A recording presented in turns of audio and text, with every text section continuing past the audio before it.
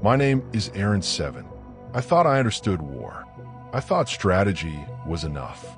I was the chief tactician for the Zalari Armada, a fleet that had never known failure. Countless campaigns, dozens of conquered systems. I had medals pinned to my chest that other species would bow to.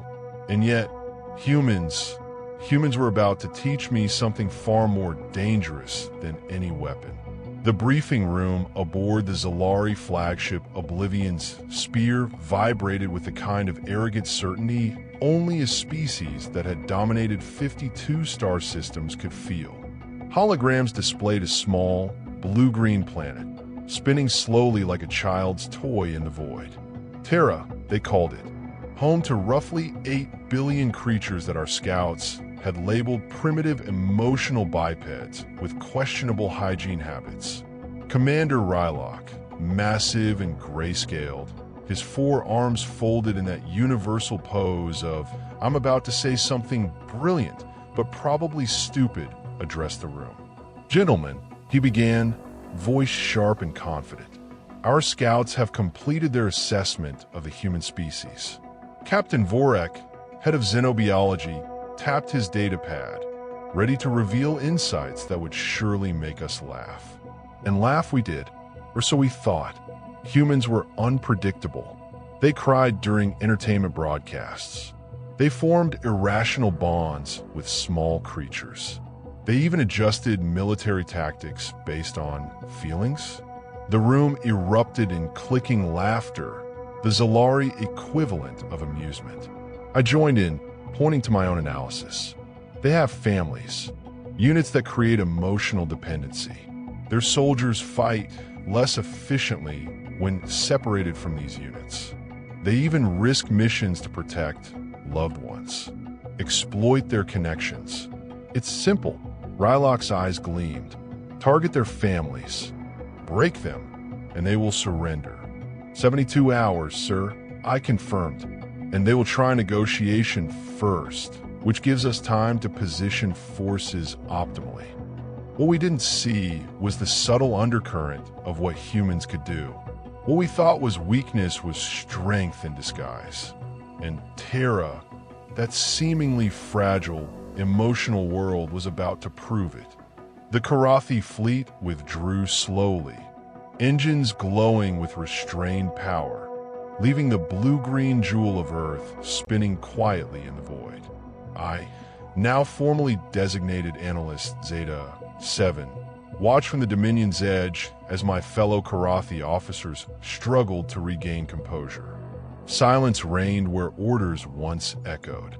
Commander Threx, now Commander Ryler, stood rigid in the command chair, his massive form oddly small in the absence of his usual assertive posturing. He had survived 47 conquests, yet here he looked smaller than ever, unarmed in the face of species that didn't seem to fight, didn't seem to fear, yet had won through sheer care. The communications console blinked relentlessly. Every crew member now had access to ongoing human transmissions. Engineer Brack 5's console showed a family recipe network spanning 12 star systems. Navigation Officer Quinn 8 had personal greetings and logistical advice streaming from distant human colonies. Even Captain Zorn, the xenobiologist who once scoffed at human biology, was receiving detailed analyses of alien ecosystems across multiple star systems, annotated with commentary and recommendations from human experts. I don't understand, General Crix 11 muttered, pacing the floor, tentacles brushing against the reinforced bulkheads. Every prediction was correct. Our intelligence was flawless. And yet, he stopped mid-step, staring at the transmission logs. And yet it's all irrelevant. It was me, Analyst Zeta 7, who finally realized the truth. It's not irrelevant, I said slowly. We misread them. Every emotion we thought was a weakness, every personal connection we believed exploitable, it's not a flaw.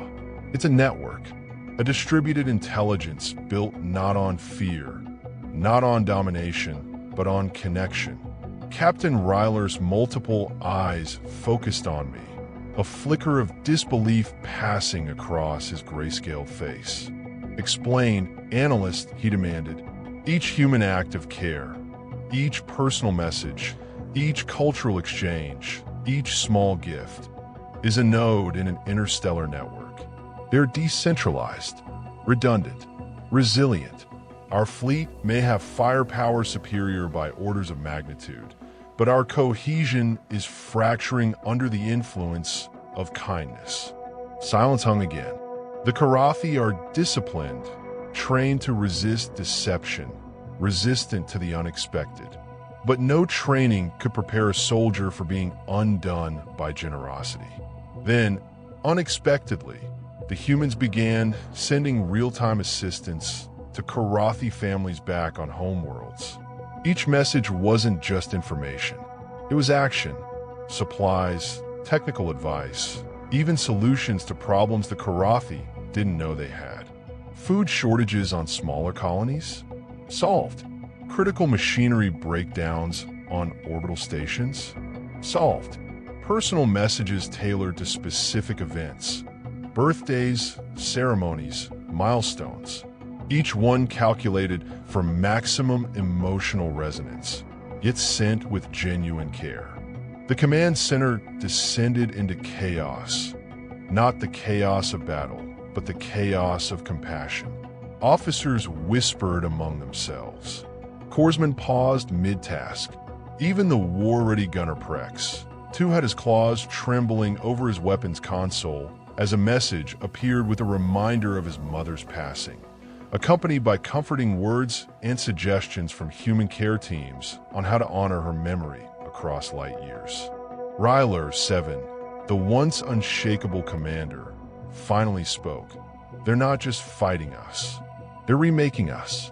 Every action we take is being answered, not with violence, but with understanding. Every weakness we expose, they turn into strength. And we can't harm them, not really. Not without breaking ourselves first." I could see the gears turning in his mind, the internal conflict between duty and newfound understanding.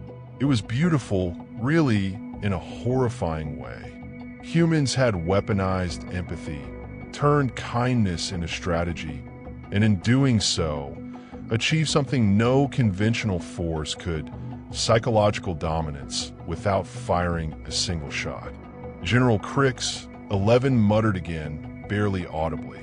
"We thought we were the apex species, the intelligent conquerors, and yet we are children compared to them."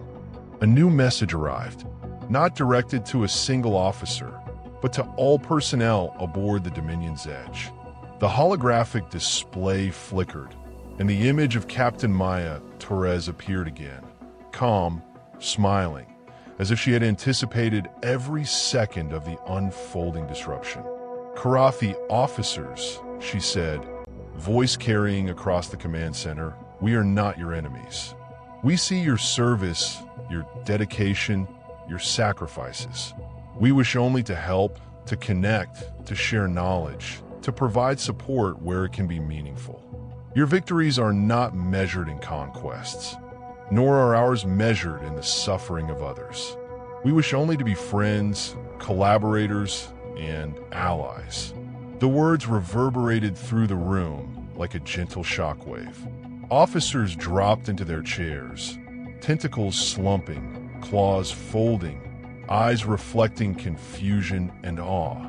The network of personal communications, the distributed acts of care, the open invitation to join human society. It was all part of a plan more complex, more elegant, and more effective than any military strategy Karathi minds could conceive. And in that moment, I understood we hadn't been defeated because of skill or courage or technology. We had been defeated because humans cared enough to transform an entire war into a demonstration of compassion, turning our own strengths, discipline, intelligence, coordination against ourselves.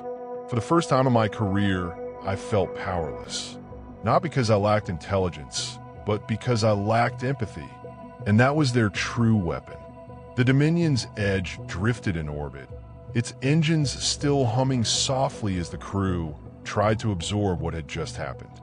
Silence had returned, but it was no longer the disciplined, efficient silence of a fleet at rest. It was the jittery, uncertain silence of beings forced to confront truths they weren't prepared for. Commander Ryler paced the command deck, each step deliberate, yet each pause heavier than the last. He had led fleets to victory after victory, crushed countless civilizations, and commanded obedience with an iron grip. Yet now he felt fragile, exposed. The humans had done something he didn't understand. They had fought without weapons, conquered without bloodshed, and won without suffering. Analyst Zeta 7, myself, stood near the communications console, still processing the incoming transmissions. Each human message was not just text, not just data. It carried intent, understanding, and insight into our species. A message about our fleet's energy allocation included suggestions to optimize output while reducing waste. Another showed a cultural study about Karathi familial bonds, noting that recognition and celebration of kinship improve morale. Every note, every recommendation subtly highlighted our weaknesses, not with malice, but with insight. "What is this?" muttered General Crix. 11. Tentacles curling nervously around the console's edge. They know us. They understand everything. Our motivations, our fears, our families. How? I hesitated, choosing my words carefully. They've observed, not just your fleet, not just your strategies. They've observed your people, your customs, your emotions. They see patterns, connections, and they're exploiting those patterns, not to destroy, but to improve. Ryler froze mid-step. One of his smaller eyes flicked toward me, almost incredulous. Improve? You mean they want to help us? Yes, I said, feeling the weight of the revelation. They offer solutions, but solutions tailored to Karathi thinking. Every message, every gift, every recommendation is designed to correct our weaknesses, not by force, by understanding. And that is their weapon. The command deck fell silent again. Crew members stared at consoles, at each other, and at the holographic messages flowing across the walls. Even the most disciplined officers couldn't resist reading, watching, absorbing. It was intoxicating and dangerous. Engineer Brack, 5, muttered aloud, almost to himself, I don't want to go back to my home world now. I want to see what they can teach us. Maybe we've been doing everything wrong. Prex, 2, the fleet's veteran gunner, clenched his claws but said nothing. His usual arrogance was gone, his confidence shaken. Every recommendation about weapon efficiency, fleet coordination, even personal communication from humans made him question everything he had known. Ryler finally turned to the crew. His voice was low, trembling with a mix of authority and doubt. We have a choice. We can continue as we always have, attempting to dominate through strength, or we can listen. We can see what they offer. We can learn. A ripple of murmurs ran through the deck. Officers exchanged confused glances. They were warriors bred to conquer. Yet, slowly, a new feeling began to grow, curiosity, a sense of possibility. At that moment, a new transmission arrived, direct from Captain Maya Torres herself. Her holographic form shimmered slightly in the air.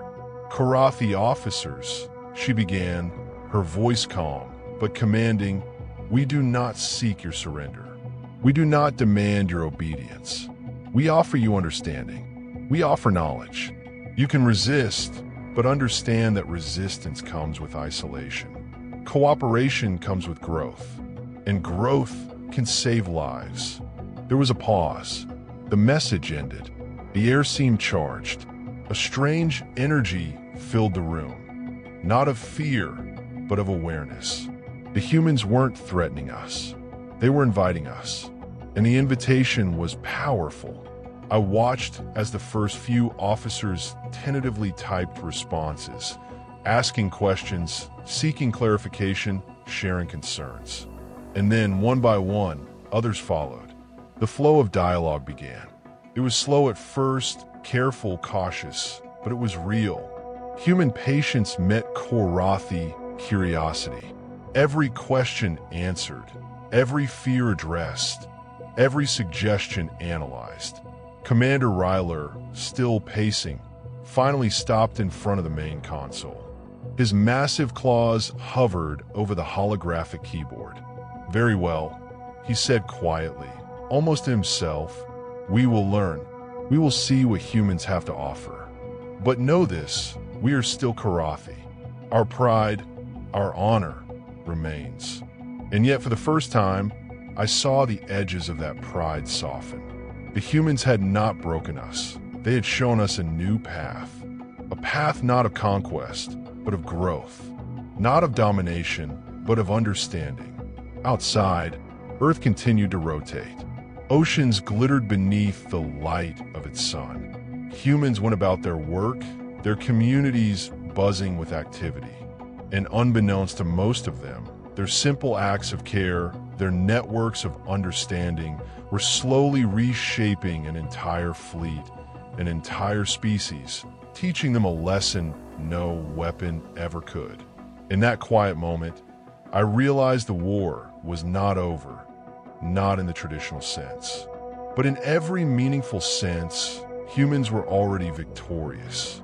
And the Korathi, for the first time in their history, were learning to fight with their hearts. Days passed aboard the Dominion's edge, though time felt different now. The crew moved with an unusual hesitation, their routines interrupted by something unfamiliar: reflection. The humans' words had planted seeds, and now those seeds were growing. Commander Ryler convened a council on the bridge. Every officer, every high-ranking and mid-level crew member was present. The room was tense, thick with the weight of uncertainty. Ryler, usually the embodiment of unshakable authority, looked contemplative, vulnerable, even. "We will conduct experiments," he declared, his voice steady but subdued. "Experiments in cooperation. We will adopt some of the methods humans suggested. Some, only those that do not threaten our position as a fleet. But we must see for ourselves whether their claims are true." A murmur ran through the crew. Engineer Brack, 5 shifted uneasily. "Commander, you mean we'll follow their instructions? Let humans tell us what to do." Ryler's smaller I narrowed. "Not blindly, but we will test. We will learn. And if it fails, we revert. If it succeeds, we gain." Analyst Zeta 7, myself, was tasked with overseeing the integration. The humans had suggested simple strategies, listening sessions, shared problem-solving exercises, and the first steps toward empathy-driven decision-making. At first glance, these seemed absurd. Korathi had conquered through force, cunning, and intimidation for millennia. How could listening be effective? Yet the results were undeniable. The first experiment was small. 2 officers had a disagreement over energy distribution between the ship's engines and weapon systems.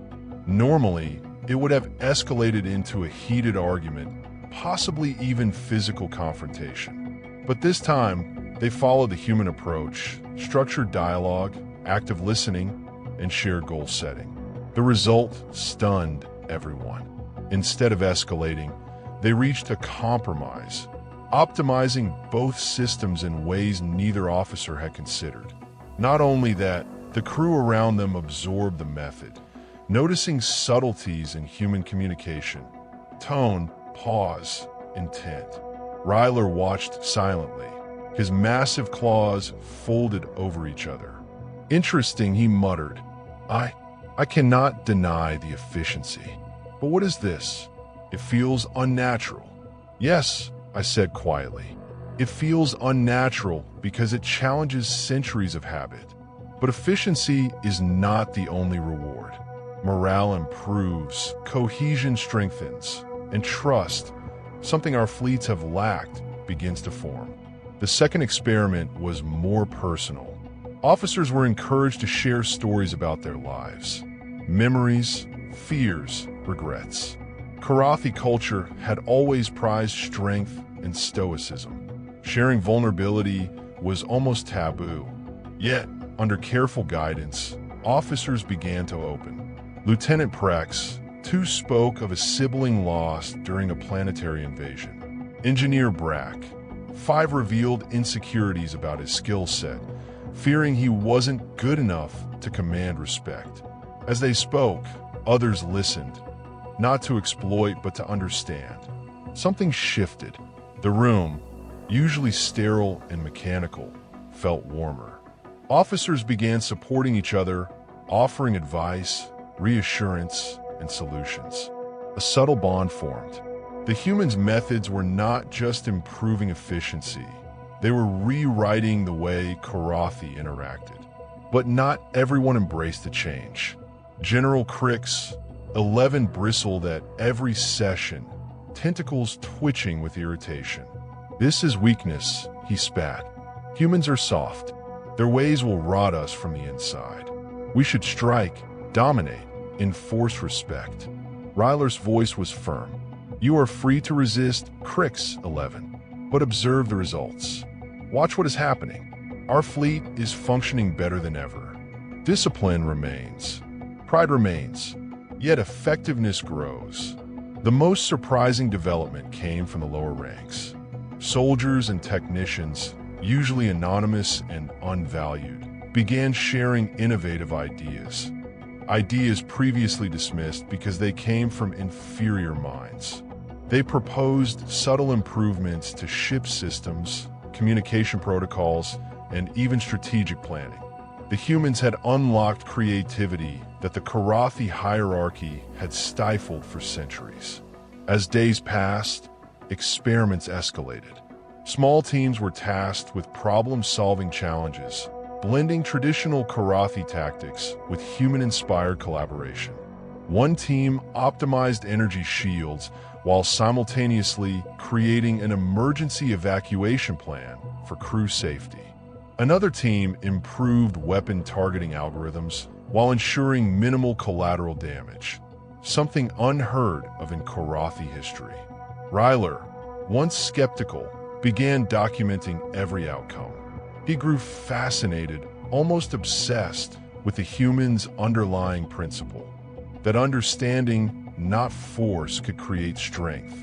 He started questioning his own assumptions, his own methods, even his own identity as a commander.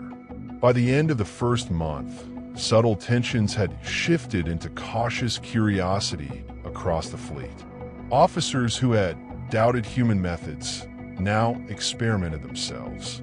Even General Crix 11's icy glares had softened, though he would never admit it. The humans had done what no Karathi weapon ever could. They had rewritten the rules of engagement, not through destruction, but through insight.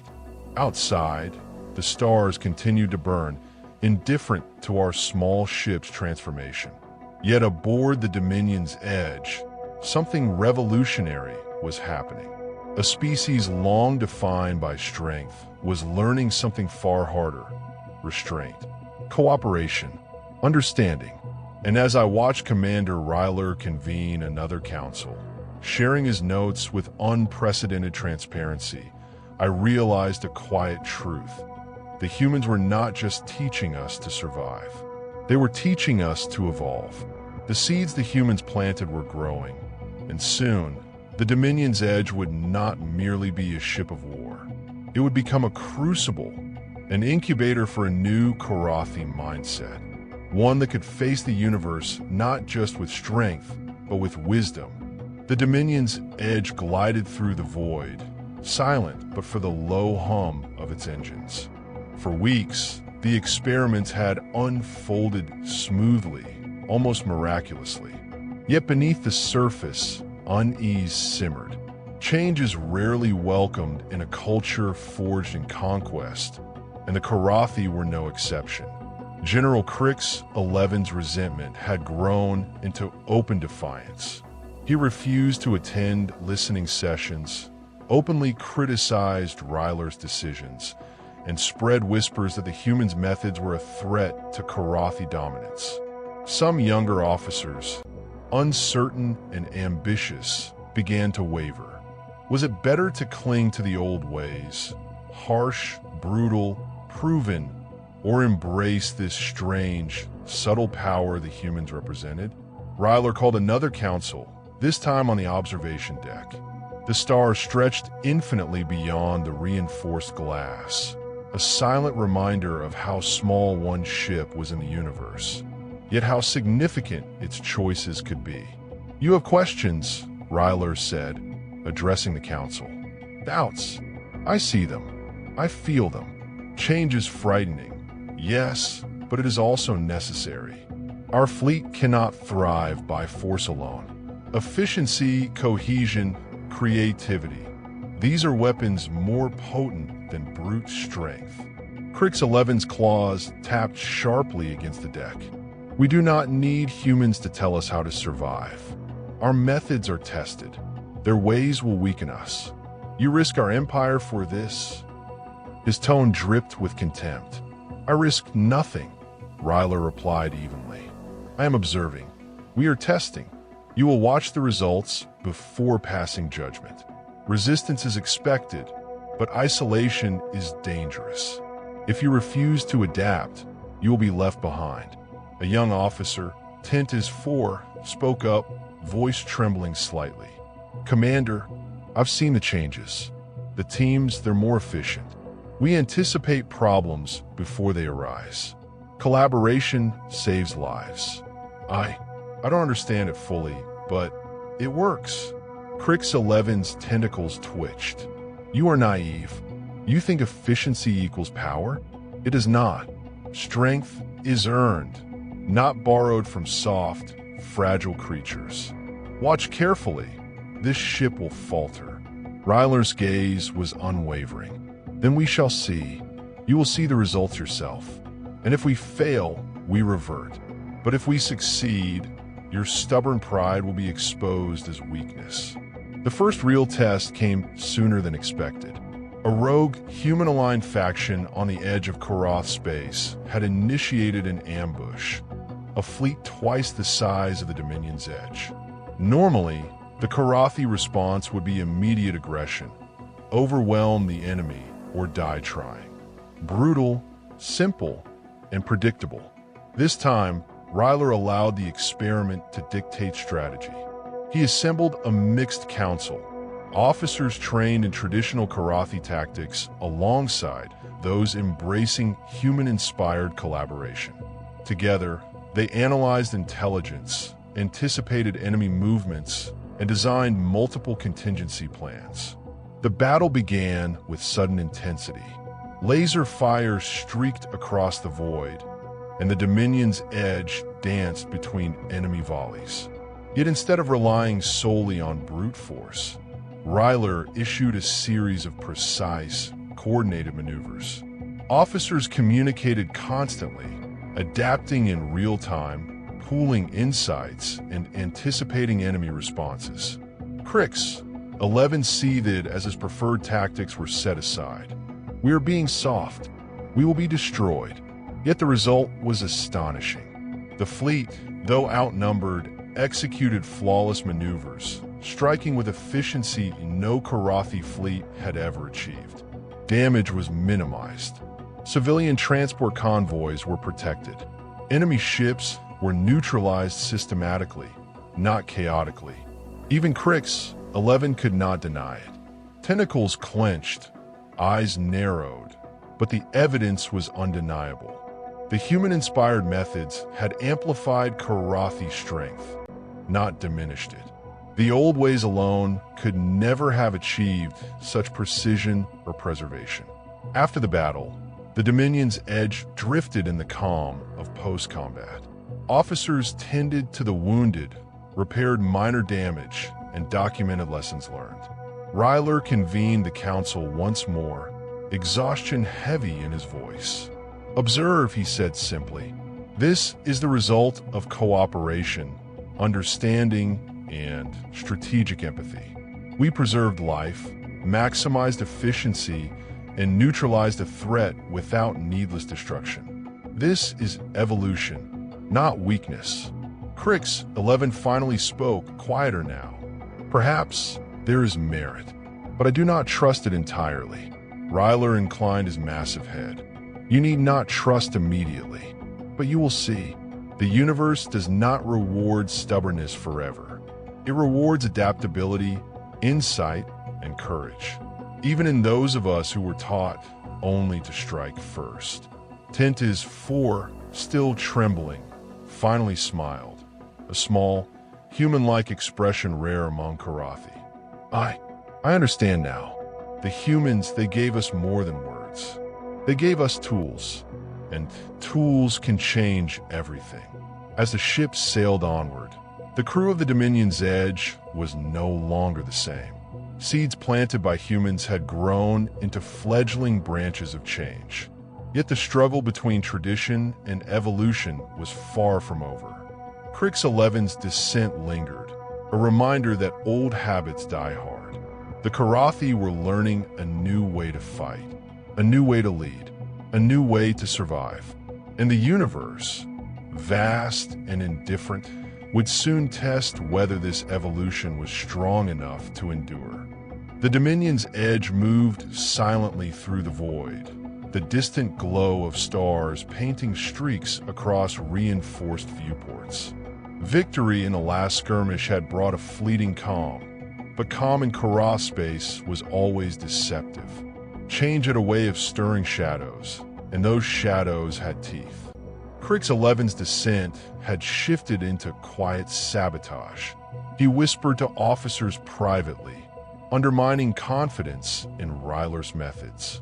Reports of deliberate errors, delayed communications, and veiled threats began surfacing.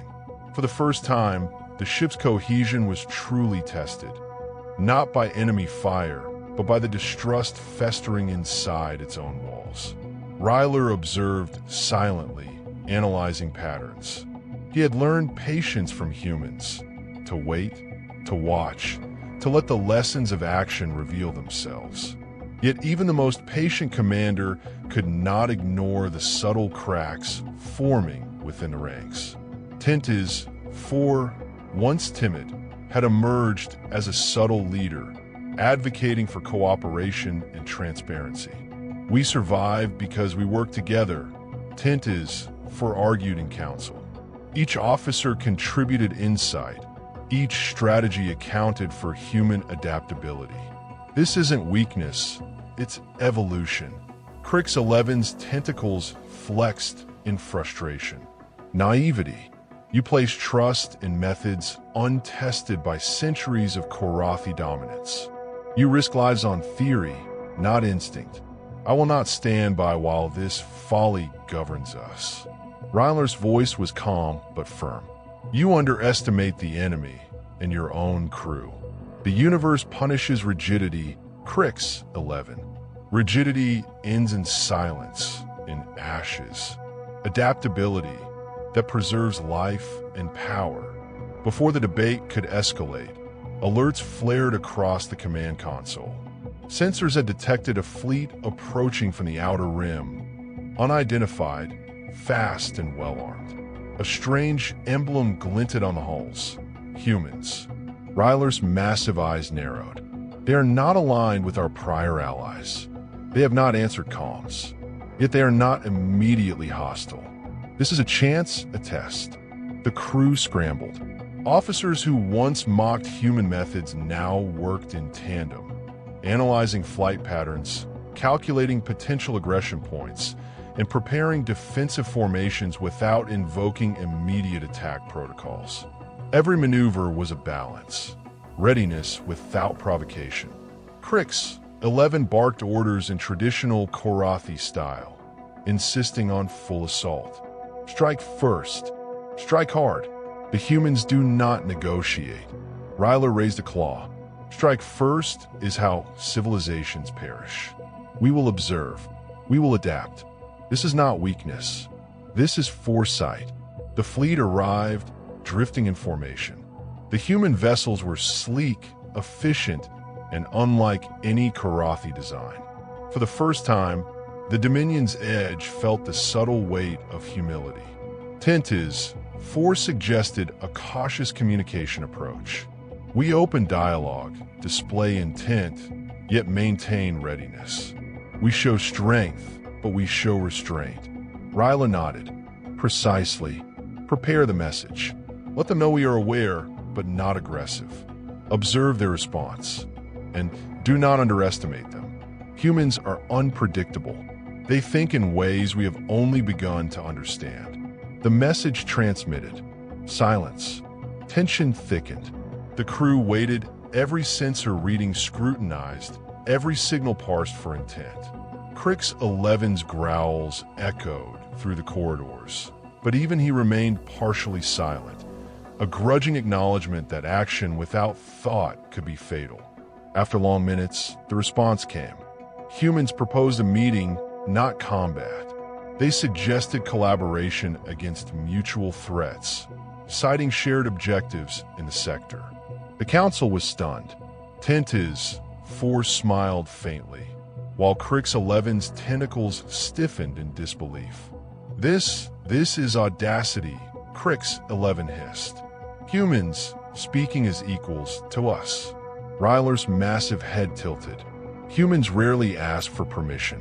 They act boldly. Their approach defies the old rules, and that is precisely why it works.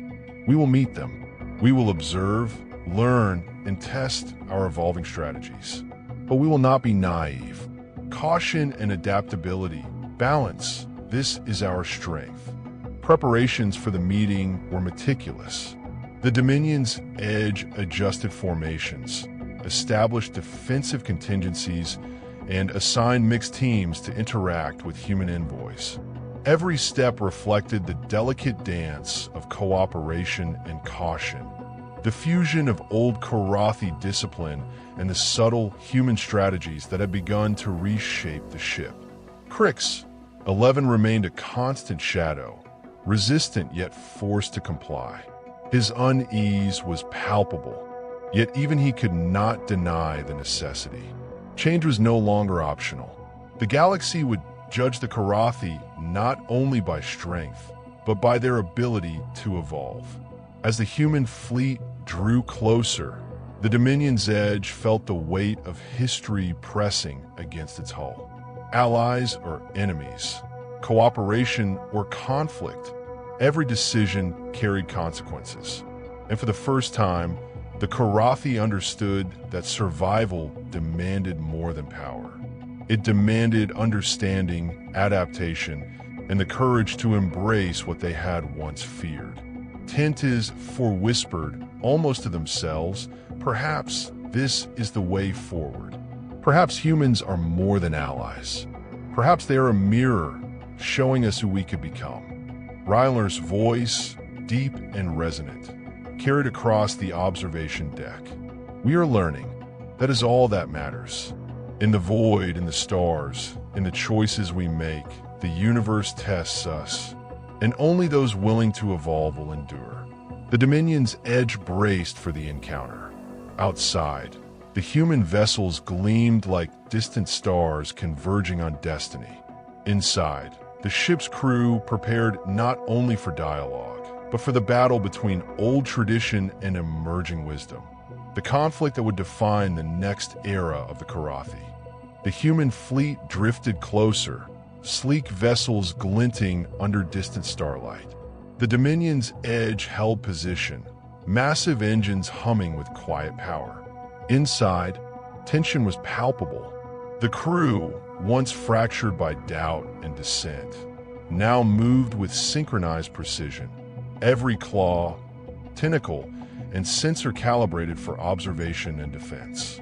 Ryler stood at the observation deck, his eyes tracing the trajectory of the approaching humans. He had studied them, for cycles, decades in Karathi time, but observing through sensors was nothing like facing them in reality. There was something almost untamed about human vessels. Slender, irregular, yet purposeful. They did not move with the rigid predictability of Karathi engineering. That unpredictability was unnerving, yet fascinating. Tintas hovered near him, voice low. They are unlike anything we anticipated. Efficient, yes, but their formation is flexible. Adaptive. They anticipate our actions without signals. It is remarkable. Crix 11's growl cut through the murmurs. Remarkable? They are reckless. They have no discipline. They will falter, and when they do, we strike. That is the way of dominance. Ryler's massive head shifted slowly. Recklessness, Crix 11, is only dangerous if you cannot understand the intent behind it. Humans act boldly, yes, but their boldness is calculated. Observe, learn, adapt. That is survival, not failure.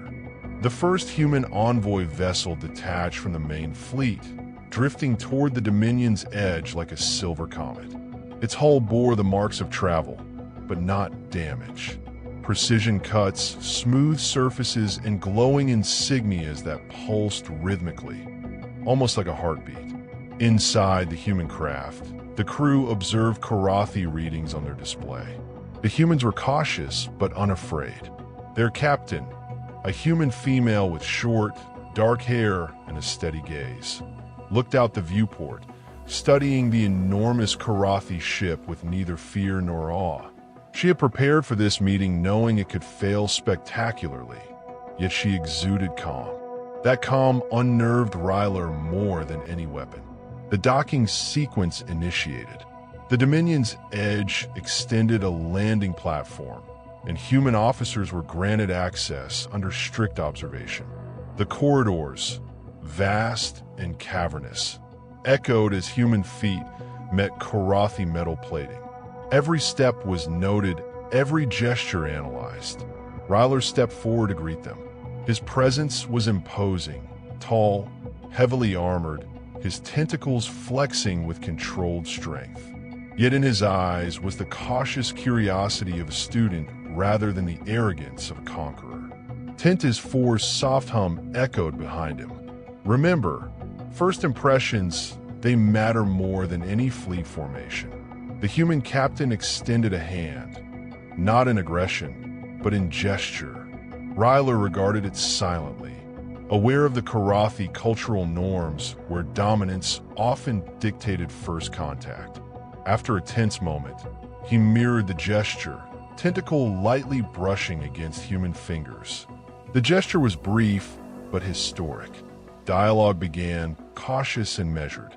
Humans spoke of shared threats in the sector, rogue pirate fleets, volatile star systems, and other entities that neither Karathi nor humans could confront alone.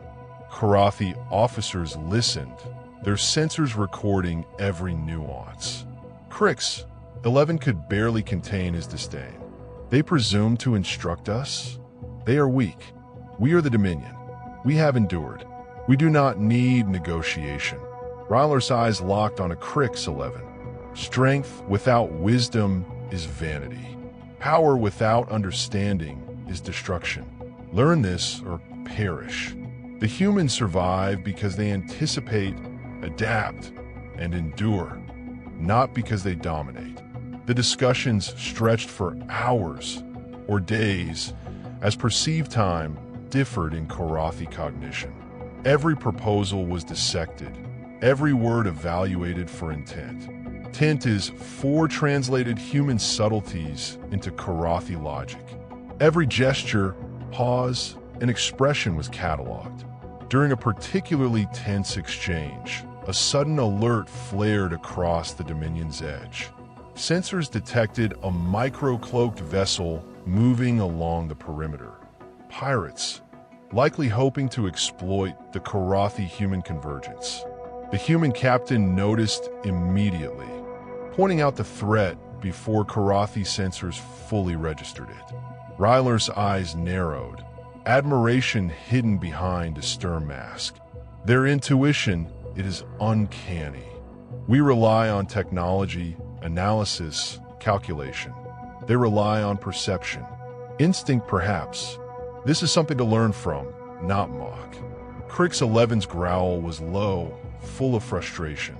Perception, instinct, these are tools of the weak. Calculation ensures victory, not feelings, not guesses. Tent is for whispered. Sometimes instinct is the result of learned patterns, just faster than conscious analysis. They may be faster than us in some ways. The encounter with the cloaked vessel tested their collaboration immediately. Humans suggested strategies that combined their agility with Karathi firepower. Karathi officers implemented precise volleys while humans executed rapid evasive maneuvers. In the end, the rogue vessel was neutralized with minimal damage. The Karathi crew, including Crick's 11, was forced to acknowledge the effectiveness of combined methods. Afterward, Ryler addressed his officers. Today, we learned more than any training or simulation could teach. We learned humility, adaptability, and cooperation. This is not weakness. This is evolution. Tent is forenodded softly. Perhaps this is the future. Our strength not lies in domination alone, but in understanding those unlike us. Crick's 11 retreated silently, his tentacles curling in frustration. Yet even he could not deny the result. Change, once resisted, had proven its value, not through philosophy, but through action. As the human envoy departed, leaving open channels for continued communication, Ryler reflected on the implications. The Karathi were no longer merely rulers of a vast empire. They were students in a wider universe, challenged by unexpected rivals and potential allies. And for the first time, they faced the thrilling uncertainty of true evolution. Outside, the stars stretched into infinity. Inside, the Dominion's edge moved with renewed purpose, carrying a crew that had glimpsed the future, uncertain, volatile, but filled with possibility. The Dominion's edge drifted in the silent void, its hull still shimmering with the residue of distant starlight. Inside, the air was heavy with anticipation. The success of the human-Karathi collaboration against the rogue vessel had stirred more than admiration. It had sparked whispers, doubts, and simmering resentment. Crick's 11 paced the observation chamber, tentacles brushing against the polished metal floor with a sharp, rhythmic sound. Riley, you are blind. We are the Dominion. These humans, these fragile, unpredictable creatures, cannot be trusted. Their methods are reckless. Today it worked. Tomorrow we bleed. Ryler, seated with a calm poise that belied the tension in the room, slowly turned his massive head. Crick's 11, your caution borders obsession. You see weakness where there is adaptation. Strength is not only measured by brute force. Sometimes, victory lies in comprehension, not domination. Crick's 11's growl rattled the room. Comprehension? Cooperation? These are words of a naive. Do you forget what we are? We are rulers, conquerors. To yield, even a fraction of control, is to invite ruin. Tent is, Four hovered silently behind Ryler, its soft hum breaking the tension. Perhaps control is an illusion. Today proves that even rulers must evolve, or they become extinct. Ryler's gaze softened, not in weakness, but in weighty thought. We have survived for millennia because we adapt. Every star system, every conquest, every alliance has required us to understand the unknown. Humans are the unknown made flesh. And today, they saved lives we might have lost through rigidity alone. Outside, The Dominion's Edge received encrypted transmissions from the Karathi High Council. The Council demanded an immediate report. Why had a human vessel been allowed into restricted zones? Why had Karathi firepower been coordinated with alien technology? Why had the rules of engagement been ignored? The room went silent. Ryler's mind raced. Defiance could be disastrous. Explanation could be seen as betrayal. Yet the truth was undeniable. They had gained a victory that would have been impossible alone. Ryler's response was measured, crafted with caution and subtle diplomacy. Esteemed Council, the engagement with the rogue vessel was immediate and unexpected. Human intervention was advised and executed with precision, saving Karathi lives. The outcome justifies the method. Coordination ensured survival. The Council's reply was swift and cold. Survival does not excuse contamination of command protocols. The Dominion expects obedience. Your actions, while tactically sound, challenge the very hierarchy we uphold. Crix 11's tentacles twitched in anger. You see, even the Council knows the folly of your choices, Ryler. We cannot ally with weakness. They will drag us into chaos. Ryler clenched his massive fists, yet his voice remained calm. Crix 11, this is not weakness. It is adaptation under fire. Those who refuse to learn will be left behind in the tides of progress. Meanwhile, the humans received transmissions from their command fleet. The Karathi alliance had succeeded, but at what cost?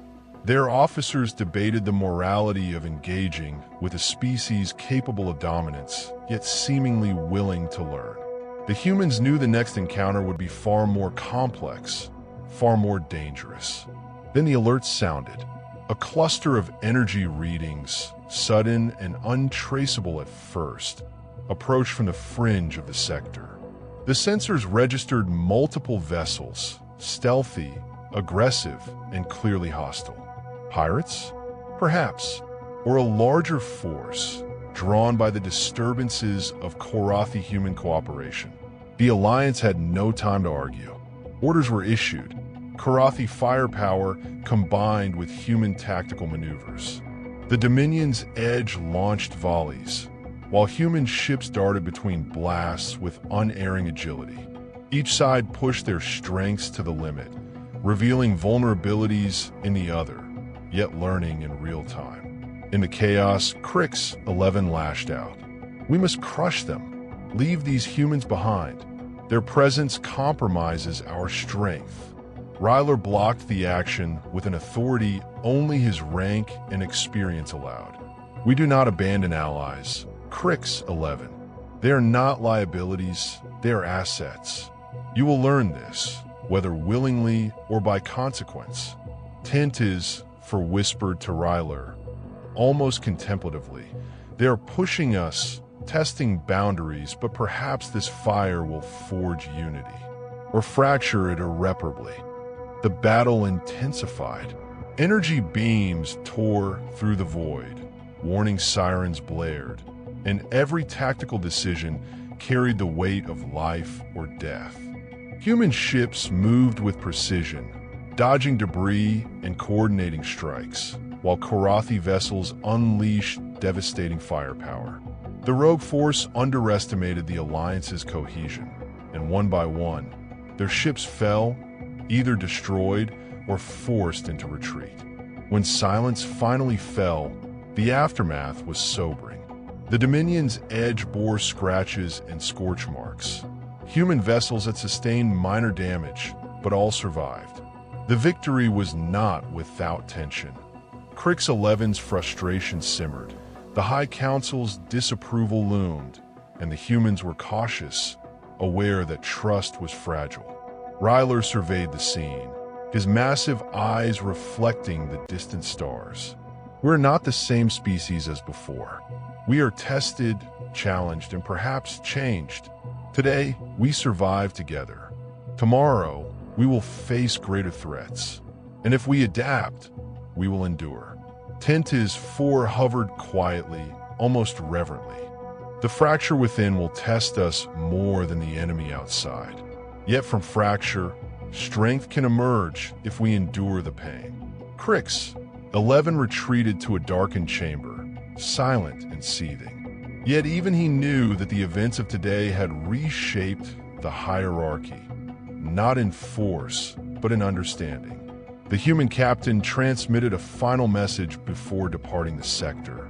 Your species has power, and your choices matter. Adapt or perish. The galaxy waits for no one. Ryler absorbed the words in silence. The alliance was tentative, fragile, yet necessary. The Karathi could no longer rely solely on dominance. Survival required something more: collaboration, insight, and perhaps a willingness to change. Outside, the stars stretched endlessly. Inside, the Dominion's edge sailed on, carrying a crew tested by fire, pressure, and ideology. The battle had ended, but the war for understanding had only begun. The Dominion's edge drifted through a calm sector, but the serenity was deceptive. Inside, the corridors thrummed with tension far heavier than the void outside.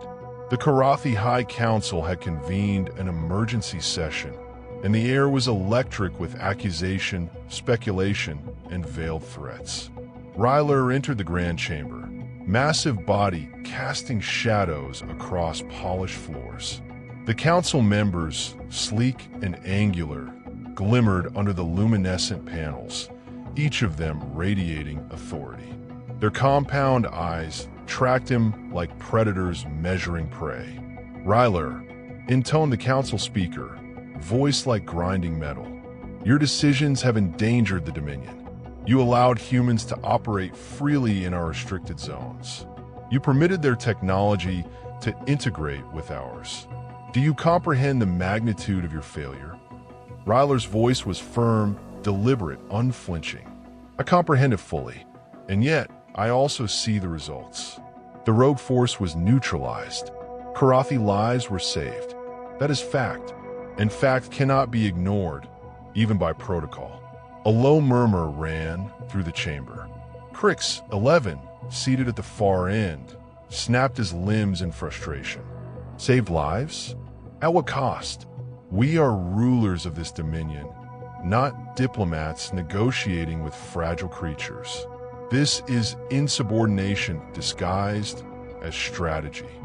Tintiz 4 hovered near Ryler, its soft hum a subtle reminder of calm reason. Perhaps you underestimate the broader consequences, Council. Survival is not only measured by dominance.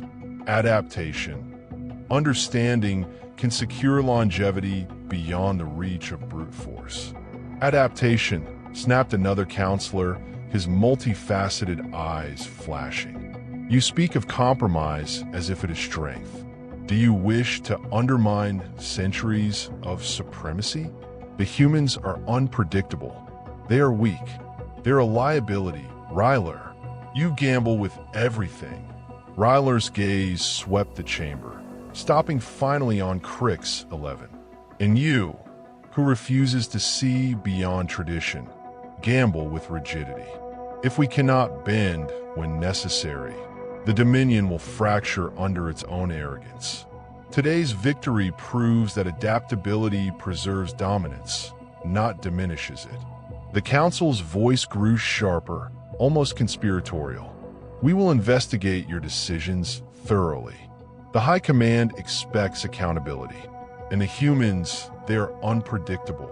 Perhaps we must reconsider this alliance before it compromises the entire Dominion. Outside, the Dominion's edge received a coded signal, encrypted, urgent, and fragmented. It spoke of a new threat, an unknown fleet moving through uncharted space, exhibiting both speed and coordination far beyond typical pirate behavior. They had likely been drawn by the recent disturbances, Karathi human engagement, battles, and rapid technological integration. The humans, observing from their command decks, debated whether to continue cooperation. Some feared being dragged into political traps, Others recognized the necessity of maintaining the fragile alliance. They saved our fleet, but can we trust them? One officer murmured. Ryler, sensing unrest within his own crew, called a private council. We face both external threat and internal doubt. If we cannot unite as one, we fall apart before the enemy even arrives. Crix, 11, you resist this alliance, yet the enemy approaches. Will you compromise for survival or perish in stubborn pride? Crix 11's limbs quivered, its voice low and dangerous. I do not trust humans. I never will. But if we ignore the threat, the Council will punish us all. I will act for survival, not for alliance. Tent's four's hum deepened, almost mournful. Compromise born of necessity is not trust, but it is the first step. And in the void, the first step often determines life or death. The approaching fleet emerged from hyperspace in sudden bursts, revealing vessels unlike anything recorded. Angular, jagged, and almost crystalline, their energy fields shimmered with an eerie resonance. The Karathi sensors struggled to interpret their movement. Human intelligence flagged their formations as adaptive and intelligent, constantly shifting. Orders were shouted across the Dominion's edge. Human and Karathi ships maneuvered together for the first time in a coordinated, premeditated offensive. Every vessel, every weapon system, every sensor synchronized. And yet, the enemy anticipated their moves, countering each engagement with uncanny precision. A sudden blast tore through a Karathi frigate, sending shrapnel spinning across space. We are underestimating them, one human officer shouted. Ryler's voice was calm, but every word carried authority. We learn, we adapt. Coordination is our only path forward. Do not falter. Not now. Not ever.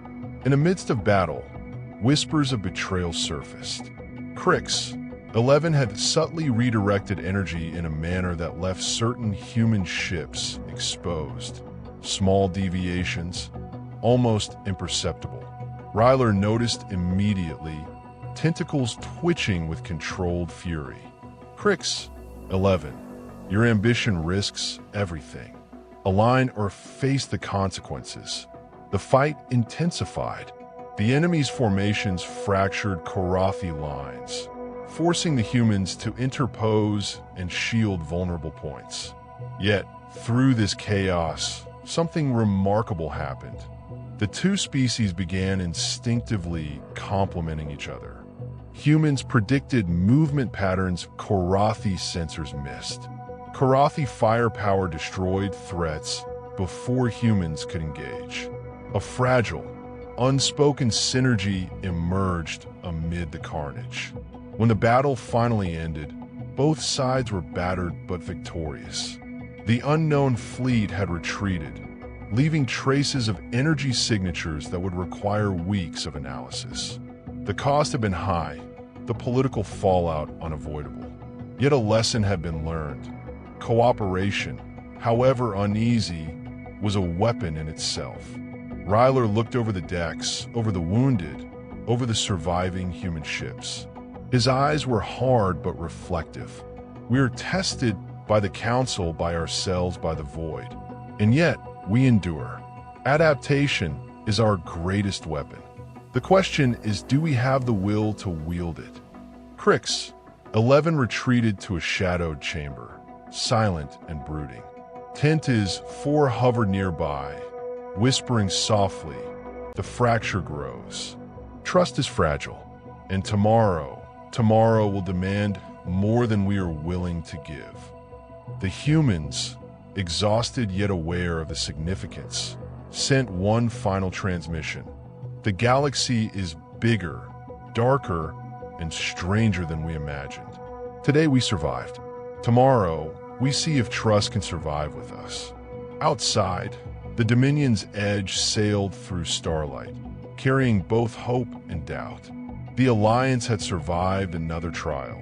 but the shadows of politics, ambition, and unseen enemies stretched far into the void. The void was silent, deceptively so, as the combined Karathi-human fleet drifted on the edge of uncharted space. The mysterious fleet from the previous encounter had left signatures of its passage, but now, signs of life were stronger, more deliberate.